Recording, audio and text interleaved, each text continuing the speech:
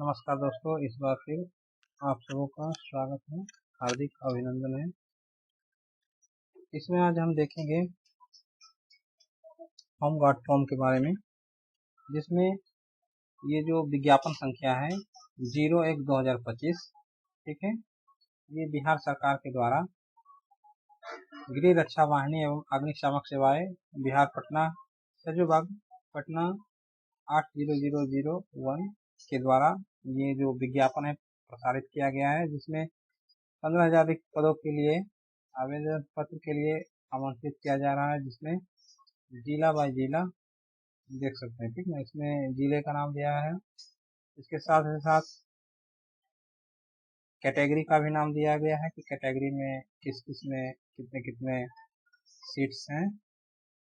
इन सीटों के अलावा महिलाओं के लिए भी जो सीट दिए गए हैं उनमें कितनी रिक्त हैं, एवं महिलाओं के सीट के अलावा इसमें स्वतंत्रता सेनानी के भी सीटों की संख्या बताई गई है, ठीक है। इसमें पटना, नालंदा, रोहतास, भोजपुर, बक्सर, कैमूर, भभुआ, गया, जहानाबाद, औरंगाबाद, नवादा, ठीक है, छपरा, सिवान, गोपालगंज, मुजफ्फरपुर, इन सारी क्षेत्रों का जो वैकेंसियां हैं वो कैटेगरी वाइज दी गई है, ठीक है। इसके साथ ही साथ ये वैशाली, दरभंगा, मधुबनी, पश्चिम चंपारण, सीतामढ़ी, सहरसा, सुपौल, ये सारे जो है दिए गए हैं, ठीक ना, जिसमें कैटेगरी वाइज बताया गया है, ठीक है, यहाँ से देख सकते हैं। इसके साथ ही साथ इसकी संख्याएं भी बताई गई हैं, ठीक है, कितनी संख्याएं रिक्त हैं ये बताई गई हैं, और एक तरफ इधर स्वतंत्रता सेनानी के लिए बताई गई हैं, ठीक है। ये जो रिक्तियां बताई जा रही है महिलाओं के लिए है, ठीक है, और ऊपर में जो देख रहे थे वे क्या थे, पुरुष एवं महिलाओं के लिए, ठीक। इसके साथ ही साथ जब नीचे की ओर आते हैं तो ये जो जिला है भागलपुर, मुजफ्फरपुर, पूर्णिया, अररिया, किशनगंज, कटिहार, मुंगेर, लखीसराय, इन सारी जगहों पर महिलाओं के लिए 36 आरक्षित रिक्तियां का कुल संख्या जो रिक्तियों के अंतर्गत आते हैं वो यहाँ पर बताया गया है, ठीक ना। इस तरीके से देख सकते हैं, ठीक है, पढ़ सकते हैं, ठीक है। ये जो बताया जा रहा है कि इसमें जो भरे जाएंगे, इसमें मेन रूप से बिहार का नागरिक होना चाहिए, ठीक है, बिहार का अस्थायी निवासी होना चाहिए। उम्र की बात करें तो 1/1/2025 तक सभी वर्गों के पुरुष एवं महिला या थर्ड जेंडर, ठीक है, अभ्यर्थियों का न्यूनतम उम्र कितना होनी चाहिए, 19 वर्ष होनी चाहिए और अधिकतम 40 वर्ष होनी चाहिए, ठीक है। इसका जो शैक्षणिक योग्यता है कि आप कितना पढ़े लिखे हैं, ठीक है, तो यहाँ बताया जा रहा है कि दिनांक 1/1/2025 तक अभ्यर्थी को उच्च माध्यमिक या इंटरमीडिएट या इंटर अथवा समकक्ष भारत सरकार द्वारा मान्यता प्राप्त समकक्ष उत्तीर्ण परीक्षा उत्तीर्ण होनी चाहिए, ठीक है। इसका जो चौथा ऑप्शन है जिसमें बताया गया शारीरिक योग्यता, अभ्यर्थी को शारीरिक रूप से कठिन मैदानी कार्य के लिए सक्षम होनी चाहिए, ठीक है। इसमें हेल्दी पर्सन चाहिए, मेंटली फिजिकली, ठीक है। इसके साथ ही साथ इसका जो बताया गया ऊंचाई, सभी वर्गों के पुरुष अभ्यर्थी, ठीक है, सभी वर्ष के पुरुष अभ्यर्थी SC ST OBC EWS ये सारे, ठीक है, पूर्णिया एवं कोसी प्रमंडल के जिलों को छोड़ करके सभी के लिए न्यूनतम आयु 5 फीट 4 इंच, ठीक है, 162.56 सेंटीमीटर होनी चाहिए। पूर्णिया एवं कोसी प्रमंडल के जिलों यानी पूर्णिया, अररिया, जो पूर्णिया एवं कोसी प्रमंडल के जिले के अंतर्गत आते हैं, इसमें पूर्णिया, अररिया, किशनगंज, कटिहार, सहरसा, सुपौल एवं मधेपुरा जिला के जो पुरुष हैं इनके लिए न्यूनतम आयु 5 फीट 2 इंच बताया गया है, ठीक है, और इतना होना चाहिए, ये 157.5 सेंटीमीटर होनी चाहिए, ठीक है। और यहाँ पर बताया गया महिलाओं के लिए जो इनका जो न्यूनतम ऊंचाई कम से कम 153 सेंटीमीटर होनी चाहिए, ये तो था पुरुष एवं महिला की लंबाई। दूसरा जो आता है चेस्ट, सीना, ठीक है, सभी वर्गों के पुरुष पूर्णिया एवं कोसी प्रमंडल के जिले के पुरुष अभ्यर्थी को छोड़कर। यहाँ बताया जा रहा है कि बिना सीना फुलाए 31 इंच यानी 79 सेंटीमीटर होनी चाहिए। पूर्णिया एवं कोसी प्रमंडल के जो जिले हैं जिसके अंतर्गत पूर्णिया, अररिया, किशनगंज, कटिहार, सहरसा, सुपौल और मधेपुरा जो जिला आते हैं पूर्णिया एवं कोसी प्रमंडल के अंतर्गत, इन पुरुषों को जो बताया गया है कि बिना फुलाए सीने का जो होना चाहिए 80 इंच होनी चाहिए, यानी चौड़ाई के बारे में। और यहाँ जो बताया गया चेस्ट की माप के बारे में, ठीक है। यहाँ बताया जा रहा है सभी वर्गों के महिला अभ्यर्थियों के लिए सीना मापी नहीं होगी, मतलब कि लड़कियों के लिए जो हाइट है वही मापी जाएगी, चेस्ट नहीं मापी जाएगी, ठीक है। फिर वही ये नोट में दिया गया है कि थर्ड जेंडर का जो अभ्यर्थी हैं उनके लिए शारीरिक मापदंड एवं शारीरिक दक्षता परीक्षा का मापदंड महिला अभ्यर्थी के समान होंगे, ठीक है। जो थर्ड जेंडर का है, ऐसे कैंडिडेट जो थर्ड जेंडर में आते हैं उनका जो शारीरिक जो माप होंगे हाइट, वो महिला के हाइट से मापी जाएगी, ठीक है। इसके साथ ही साथ ये जो बताया जा रहा है कि चरित्र, ठीक है, तो अभ्यर्थी का कोई क्रिमिनल रिकॉर्ड नहीं होनी चाहिए, ठीक है। इसके साथ ही साथ देख लेते हैं कि अगर इन सारे गृह रक्षकों का स्वच्छ नामांकन इस शर्त के साथ ही किया जाएगा कि अभ्यर्थी कम से कम 3 वर्ष की सेवा गृह सेवा वाहिनी या बिहार को देने पर सहमत हैं। ऑनलाइन आवेदन प्रक्रिया ये 27/3/2025 से दिनांक 16/4/2025 की मध्य रात्रि तक www.onlinebhg.bihar.gov.in पर किया जाएगा, ठीक है। इसके माध्यम से आप 27/3/2016/4/2025 के मध्य रात्रि तक इसका पोर्टल खुली रहेगी।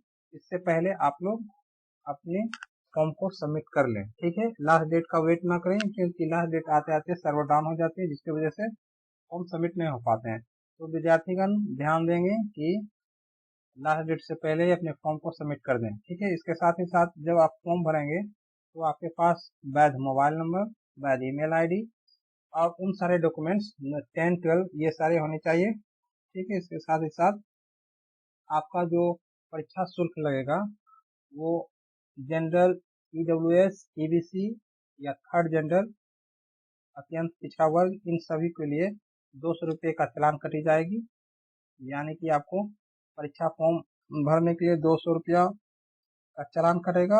और जो SC ST में आते हैं उनके लिए 100 रुपये की चालान कटी जाएगी।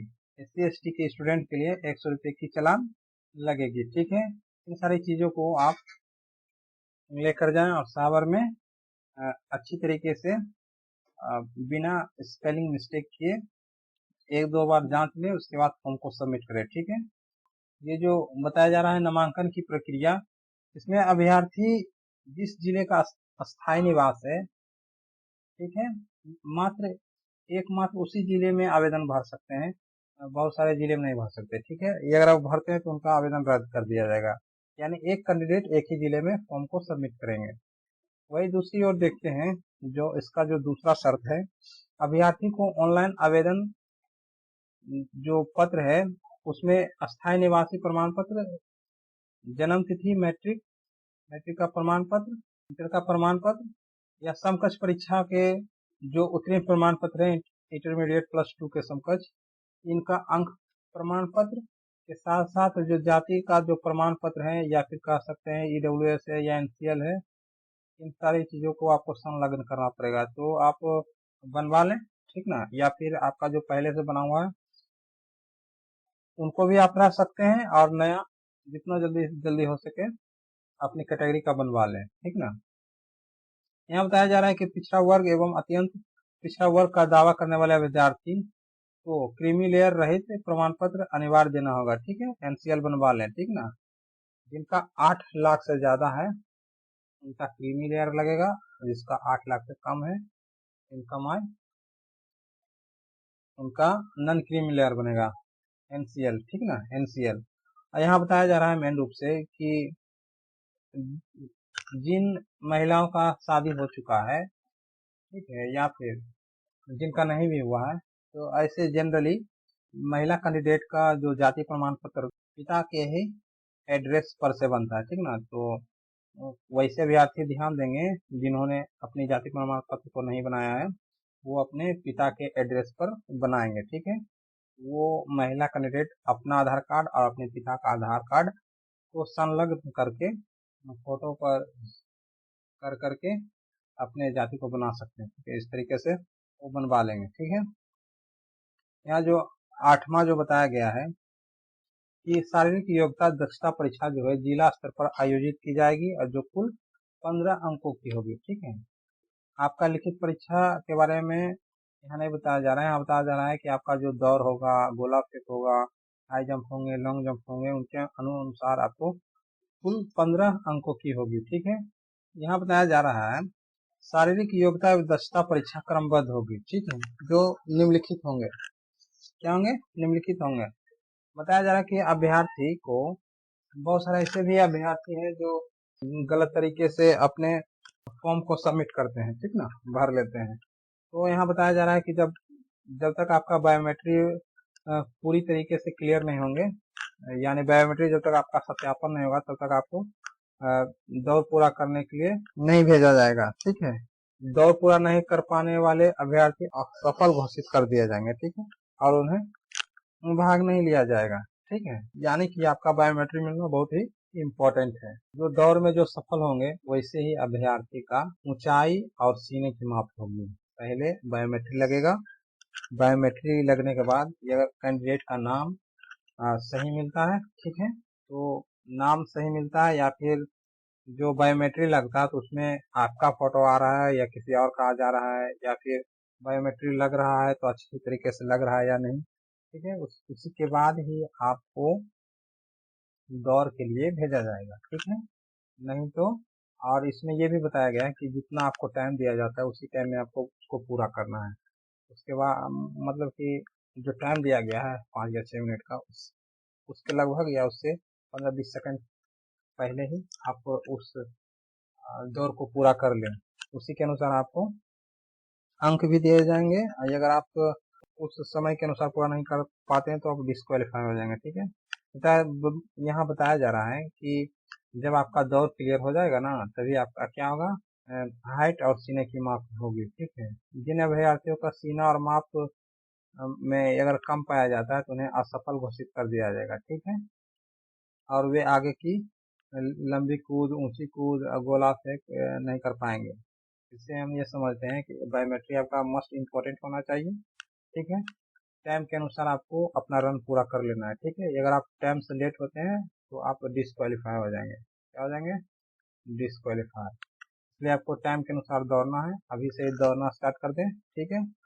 जो अभ्यर्थी अपने दौड़ को अच्छी तरीके से निकाल लेंगे उन्हीं का सीने की माप, ठीक है, और उनकी हाइट नापी जाएगी।